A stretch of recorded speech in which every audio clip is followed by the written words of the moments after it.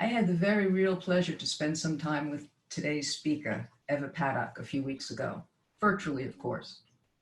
She was sitting in a comfy upholstered chair in her home in Cambridge, and well, where you see me now. Her energy, quick wit, and can-do spirit immediately became clear, and I learned lots about both her early life and later accomplishments. Since you are about to hear about her early years, and many of you may well know her since she's been a KB'er for some time, I will only emphasize a few things by way of introduction. Having escaped the Holocaust via the Kindertransport and living in England for the first part of her life, the part you will hear about in more detail, Eva came to the United States at the age of 35 with her architect husband. The mother of three, she became an educator and had the pleasure of being our own Gretchen Briand Meisel's third grade teacher. Teaming up with Linda, they began a program to bring graduate students into the classroom to learn about the realities of classroom teaching. Subsequently, Eva became a school principal at a difficult time in the history of Cambridge Public Schools. The experience helped reawaken some of Eva's past in a way that engaged her interest both in mental health and her own Jewishness. Thus, upon her retirement from the school system, she became a mental health worker, committing herself to those suffering from serious mental illness for the next 9 years. Currently, she serves on the boards of the Cambridge Council on Aging and the Boston group of the World Federation of Jewish Holocaust Survivors and Descendants. She is also a volunteer at the Cambridge Senior Center and supports Holocaust education as a speaker in local schools. I know that as you listen to her story, you will not be able to miss the vibrancy of her being. Before she starts, let me just say that if you think about a question or a comment while she's speaking, you can put it in the chat section, because after Eva finishes talking, there'll be some time for some discussion. Eva? Oh, amazing how this is all working. Thank you, Paula. It is my privilege to have been invited to speak here today. For those of you who do not know me, I'm proud to stake my claim as being the first adult KB bat mitzvah ever.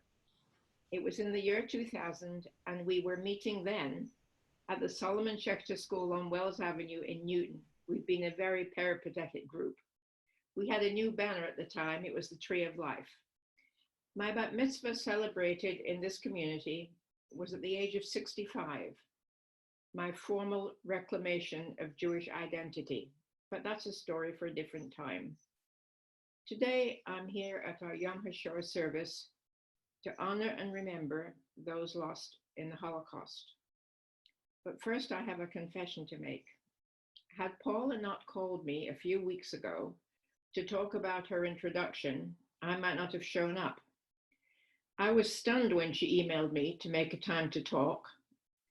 My commitment to speaking here today was made over a year ago and was totally nowhere on my radar. COVID-19 had arrived up close and personal.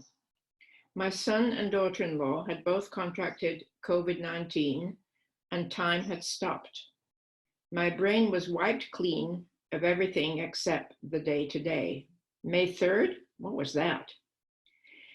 But as Tobias and Carol began to recover, which they have, my brain slowly returned to action, and I began to think about what I would say today. I've given many talks about my experience as a Kindertransport child in lots of settings, audiences small and large, intimate settings and not, and have never had any trouble arriving, always early with plenty of those adapters to make sure the technical stuff worked, setting up my laptop and starting to speak. But I knew that today had to be different. Today is different, and yet eerily the same as a past time in my life. As we gather for today's remembrance, two worlds collide, not with a whimper, but with a bang. The worlds of 1939 to 45 in Europe, and this world, 80 years on, 2020 today, COVID-19, USA. For me, These worlds have come together in dramatic and undeniable collision. 35 to 45 then is where we are now. A time of fear, fear of the unknown, a time of fear of a lurking enemy, fear of when and where an attack might come, fear of family and friends dying, dislocation, separation, loss of communication, lockdowns, curfews, lights out, the blackout it was called then, and loss of connection. But then it was total. The real, not the proverbial radio silence. Not a word, no Zoom, no email, no Twitter to tweet, no Instagram, no WhatsApp, Google Friends, or Facebook. So today I share with you my experience of escape and survival, not as a story about me, but as a story of gratitude and wonder and belief in humanity, a story of altruism and bravery and selflessness. It is about the people who have graced my life. A little about my family. I was born on December 31st, 1935. My parents, my sister, and I lived in Prague, a small village about 3 hours' drive from Prague. My mother, Sonia, was the local physician. My father, Rudolf, was a local politician. My mother was Russian, and in 1938, the family gathered at my grandparents' chata in Daugavpils, Latvia. And here we are on that day. I'm that very cute one with the ribbon sitting on my grandfather's lap. Next to me is my sister, also gorgeous, of course. Then my grandmother. Behind my grandmother is my mother, and behind my mother is my father. On his left is my aunt and my cousin, Helen, and their father, my uncle, Franta. The other people in the family group are my mother's 3 sisters and a couple of husbands, I think. And if I have the details accurately, the young man at the front and his parents who are at the back died in a Russian concentration camp during the war. We were a typical upper middle class, secular Jewish intellectual family, totally non-observant. Here is what we did in Prague on a Sunday morning. Captured by a street photographer, which I don't think exists anymore, but here we are, my father, myself in the middle, and my sister on an outing in Prague. The story of my Kindertransport journey began well before these last 2 photographs were taken. My father, Rudolf Fleischmann, was a great admirer and reader of Thomas Mann, whose works were already banned in Germany in 1936. At 21, Rudolf was the youngest elected official on the town council of Prague, a village of perhaps 2,000 people. He was a man with wild ideas ahead of his time and the chutzpah to go with them. He knew that Thomas Mann, his wife and family, were then stateless and living in exile in Switzerland, having escaped the German regime. Rudolf hatched an idea. He was a one-man think tank. He decided that if the village of Prague made Mann an honorary citizen, then he could become an honorary citizen of Czechoslovakia. That way he could get a Czech passport and travel as a Czech to the USA, where he had been offered a professorship at Princeton. So with permission from his fellow councilmen, Rudolf went off to Prague, made that proposition to President Beneš, and fast forward to August 6, 1936. Rudolf was sent to Zurich as the official representative of the Czech president. He met with Thomas Mann and his wife Katja, made him the offer, which was gratefully accepted. And in November 1936, Mann and his family traveled to Prague and then on to Prague. They all became Czech citizens in a ceremony on November 19, 1936. Sometime later, they arranged to travel to the USA from Switzerland on Czech passports. My father continued his work managing a small embroidery factory in Prague and remaining politically active, very anti-fascist. That's the background of my early years, and those events are the events which transformed the trajectory of the rest of my life and that of my family. As the Germans approached Prague on March 15, 1939, my father was advised that he needed to leave instantly. The Germans were not happy with his efforts on Thomas Mann's behalf, and they would be looking for him. The information must have been communicated word of mouth, no phone calls, no emails, only a network of underground political connections. War had not yet been declared, and being the man I told you about, the man with chutzpah and a creative mind, Rudolf decided that the safest place for him to go would be where else? Berlin. Surely no one would look for him there. And this is where my story of gratitude, wonder, and a belief in humanity has its roots. When I talk in schools, this is a sidebar, I like to make sure no one falls asleep. So I give the children the task of remembering and counting up the names of the altruists in my life, the people who acted in ways which would have no personal benefit to them at all, but were beyond measure of benefit to my life. I leave you with the same challenge, no prize for who remembers them all, but do count. On the train to Berlin, Rudolf met a lady called Sonia, same name as my mother, with whom he struck up a relationship. The apocryphal story in the family, and I have to believe it, is that she confided in him that she was bringing some produce from her grandmother's farm back home to Berlin, items not permitted by the agricultural department, and would he please not divulge that to any official coming through the train. In exchange for that confidence, he confided in her why he was traveling to Berlin. He acknowledged that he had no idea where he was going to stay or how he was going to get out of Berlin. Mrs. Sonia offered to help. She told Rudolf that he could stay at her apartment that evening and that her brother would help him to get out of Berlin the next day. And that is what happened. There was a knock at the door late in the evening. "That'll be my brother," said Mrs. Sonia, and in walked a fully uniformed SS officer. Rudolf reported that he anticipated that was the end of him, gamble badly taken, but not. The officer, whose name was Joachim Schreiber, returned early the next morning and accompanied my father to the main station in Berlin. The caveat was that Rudolf must be willing to say Heil Hitler and give the customary salute when going through the ticket gates. Rudolf swallowed hard but agreed to do that, and Officer Schreiber got my father safely onto a train and a locked compartment destined for Brussels. My father was carrying plenty of Czech currency.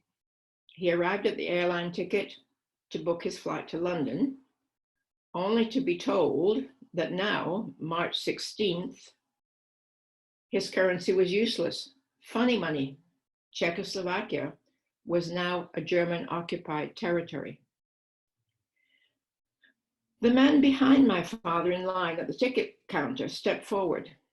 "Allow me, I just overheard your problem, and in honor of my son born yesterday, please allow me to purchase your ticket." And he did. Business cards were exchanged, and my father promised to repay the cost when war was over. The man's name was Mr. Bugenhut. Meanwhile, back in Prague, my mother had somehow heard that there was a man at the Hotel Schraubeck who was helping to send children to safety in England. The man was Nicholas Winton. Nicky was a 24-year-old stockbroker working in the city, equivalent to our Wall Street. He was to go on a skiing vacation with his friend Martin Blake, but Martin was in Prague working for a refugee organization. Martin called. Forget skiing, we need help here. So Nicholas Winton dropped off his skis and went to Prague with a suitcase. He discovered that the refugee organization for which Martin was working and other people was helping to get the refugees, people who had fled the Sudetenland and were now in refugee camps outside Prague, helping to get them with papers to other countries. They were meeting with limited and slow success, and time was fleeting. So Nicky asked, well, what about the children? Is anyone doing anything to at least save them? When he learned that the answer was not, Nicky decided to start organizing and to get out as many children as he could, children at high risk, like my sister and myself.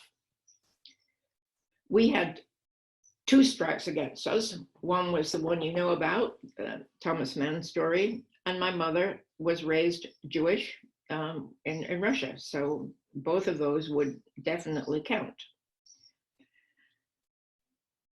People started to arrive in hundreds at the hotel asking for Nicky's help, and one of the requirements in registering your child was to provide a photograph. This is the photograph which my mother registered, showing my sister and myself in Nicky's papers. The British government had given Nicky permission to bring into Britain unaccompanied children up to the age of 15. But one of the conditions was that he had a designated home for each child who arrived. Another condition was that a sum of £50, a very substantial amount at that time, would be deposited in escrow with the British government as a guarantee that the children would be sent home at the end of the war and would not become burdens on the state. Nicky returned to England with photographs and began to find homes for the children and philanthropists to donate cash, because many of the people who would take a refugee didn't have that sort of money to hand over to the government for the time being. He advertised in the Picture Post, in newspapers, with church groups, wherever he could find an audience. And as people volunteered to take this child or that, choosing from the photos he had brought back from Prague, he started to compile his lists. You'll see at the bottom, there are actually three names of Fleischmann. We don't know who Ernst was, but there's Eva, 5861, and Milena, 5860. And it shows birth dates, and that we were going to 41 Cedar Street, Ashton-under-Lyne, and that we were going to the home of Roland Ratcliffe at 72 Alexandra Street. Underneath it just says, as above, for Milena. As homes were found, Nicky would communicate with his friends in Prague, and now visas would be issued. So there's mine. It gives where I was born, parents, where we lived at number 4 Plavečka in Prague. And the back is equally interesting. It makes sure that we're landing at Harwich on condition that the holder doesn't enter any employment, paid or unpaid, while in the United Kingdom. And on the right, you see the German stamp. There are always anomalies in dates and, you know, when people left and when they didn't. It says there that the visa is eligible to be used till the 5th of August 39. Then there's a bit that says we left on the 27th. I think we left on the 29th, but whatever, you know, those are pieces that are never clear.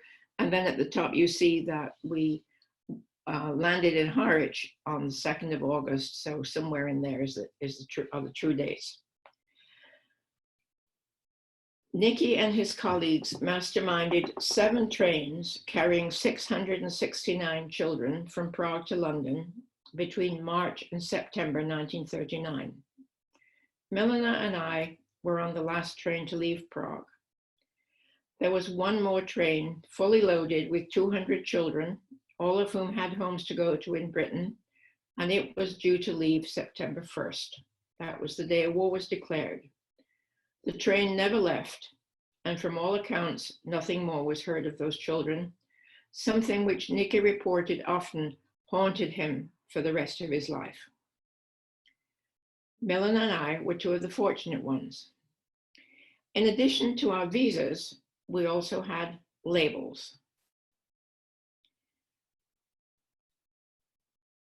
"639", you see that the Germans didn't know how to spell British, but 639 became significant in my life. The number became significant. Many years later, I wrote Kindertransport, label 639. The label was pure love. 639, this child is mine, child divine, save her. The label was pure evil. 639, this child a Jew, child of spew, kill her. But back to 1939. Oh yes, there's the back of it, which said that we were going to go from London on the LMS Railroad, London Midland Scottish, long defunct, and that we were going to go to Manchester, which was the railway station closest to where the family who took us in lived, in the north of England. In addition to being labeled and having a visa, I also had a rucksack. Oh. And here we are. Sorry, Pam, my techie, I did that wrong way around. That's me arriving in England. And here's Milena and myself on the station also. And that's the rucksack. Okay. Milena and I were taken into the home of Roland and Florence Ratcliffe, Florrie, as she was known, in a small town outside Manchester called Ashton-under-Lyne. We quickly came to know the Ratcliffes as Mummy and Daddy Ratcliffe, and that's who they were for the rest of our lives. We saw them for the rest of our lives. Here's a picture of them outside their home. We might be able to get it full screen, not sure. There we go. So that's Mummy and Daddy Ratcliffe, Millen and myself, and their daughter, Mary. I'll just make a couple of comments about that picture. You see that Millen and I are wearing velvet dresses, quite lovely. We had a seamstress at home and a cook and so forth, and the seamstress would make clothes big enough for each season. And when we left, my mother sent us with clothing that fitted at the time, and then some of the next size. So let me get back to the Ratcliffe family. The Ratcliffes lived in a small terraced house known as 2 up, 2 down, and that's exactly what there was. 2 rooms downstairs and 2 up. No bathroom, an outhouse down on the yard, and a bath in the kitchen, cleverly designed, very space-saving, with a lid on top so that when it wasn't a bath, it was a seat at the dining table, at the kitchen table. The kitchen was the other room. The Ratcliffes had the daughter Mary, whom you've seen. She was 16. They were not a wealthy family by any stretch of the imagination and had intended to take in 1 child refugee. But when they saw the picture of Milena and myself together, they decided they couldn't split us up and took us both. But where were they to put us? Mary went to live with Grandma in a house nearby so that we could be put in the 2nd bedroom. Daddy Ratcliffe happened to be the secretary to the local Labour Party. He immediately petitioned the local MP to get his help in bringing my mother out of Czechoslovakia, a near impossible proposition given that we were now into 5 months of German occupation. Details are too long to tell, but my mother was one of 3 persons who were given permission by the Home Office to enter Britain after the occupation of Czechoslovakia, and that info was sent to Prague. However, bureaucracy turns slowly. By the time all the documentation was finished, war had been declared, and though the Germans were still willing to let my mother leave, bureaucracy triumphed. Her permission had been granted before was declared, so they were going to let her go. Now, the British government announced she couldn't come in from enemy-occupied territory. However, if she could get to a neutral country, she would be allowed to come in.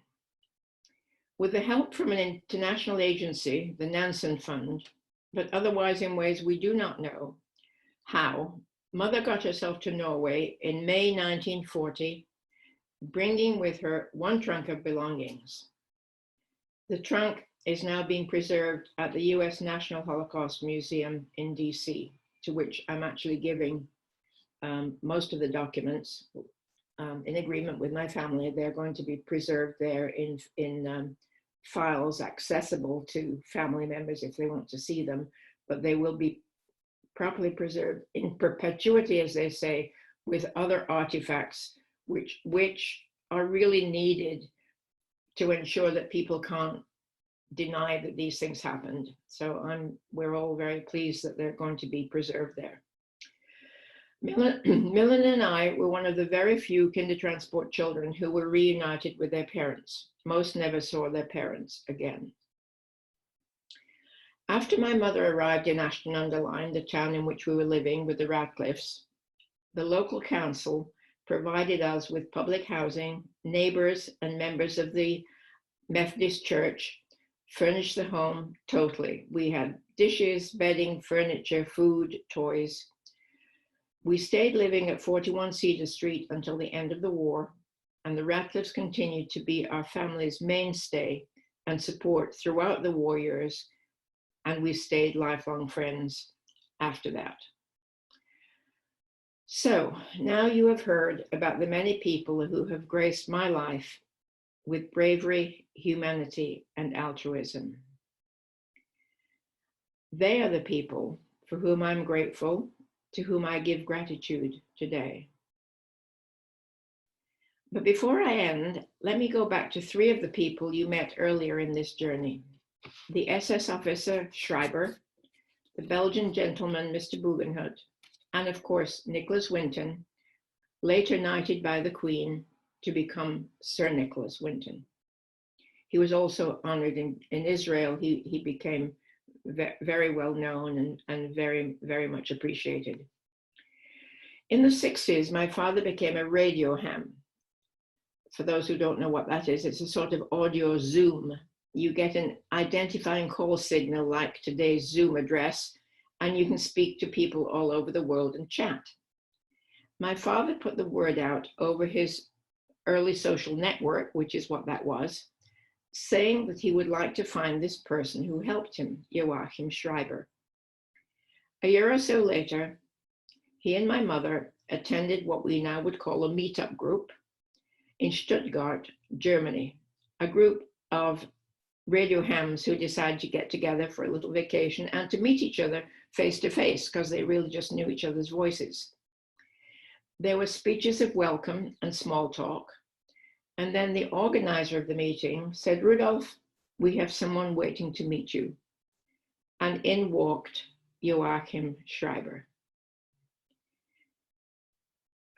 My parents and Joachim and his wife became lifelong friends.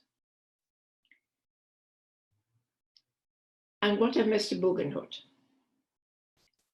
My father kept his business card and at war's end found him in Brussels. That too became a close and long-time friendship. I never did hear whether he repaid the airfare, but they became good friends. And now to Nicky Winton.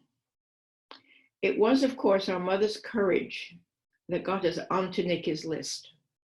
But once there, it was significantly to him that Milena and I owe our lives, and all the other children. What greater gift is there than that? Nicky returned home, and as he said, when war broke out, there was no more to be done, and he got on with his life. He joined the Royal Air Force, got married, had children, and nothing was known of him publicly until 1988, when his wife asked him what all those papers were in boxes in the office. He said they were old papers ready to be discarded. He just hadn't had time to deal with them. Gretchen took a look and decided otherwise. She contacted a Holocaust historian and the wife of a newspaper mogul, and Nicky Winton's private life was upturned. The story of what he had done in 1939 became known through a TV program produced by Esther Ranson, a TV celebrity, on her program, That's Life. It's a program worth watching. You can Google it. Just put in Nicky Winton or Esther Ranson and you'll get there. After we had learned who Nicky was, many of us visited him and came to know him well. We went to his birthday parties, which he loved, and he especially liked my sister's rice pudding, which she would bring to him when she visited from the north of England. This is a picture taken in Nicky's garden when Jim and I spent a day with him at his Maidenhead home. We actually called to see if we could come for a cup of tea, and Gretchen said, nobody comes here for a cup of tea, you come for the day. And that's exactly what we did. And at one point, Gretchen said, okay, Jim and I are going to do the dishes. You need to go out and talk with Nicky. Both Nicky and Gretchen had a very real understanding of how important the man was in our lives. Nicky died at the age of 106. And in 2016, a group of 22 of us, Nicky's family, which is what it grew to be called, were there. And here we are at his memorial service, a very wonderful affair in the Guildhall, London. So if we stay for a minute, there's, you can see Millen and me in the middle row over on the right-hand side. It was really a wonderful gathering. And that is how I come to be here today. So at this time of remembrance, when we honor the lives lost in the Holocaust, I invite us also to honor with deep gratitude the people who have graced our lives with humanity, bravery, and altruism. L'chaim and shalom.